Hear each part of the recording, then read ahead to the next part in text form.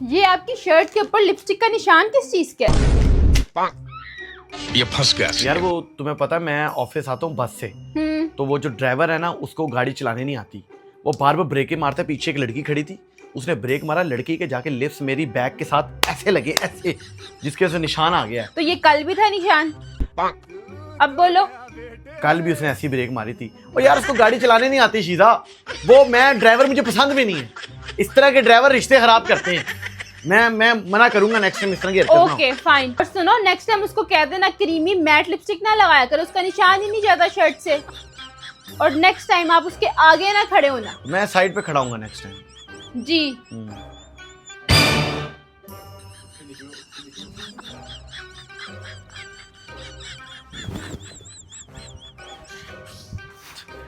شبنم تم نے میری شرٹ کے پیچھے لپسٹک کا نشان لگا دیا تھا پاگل.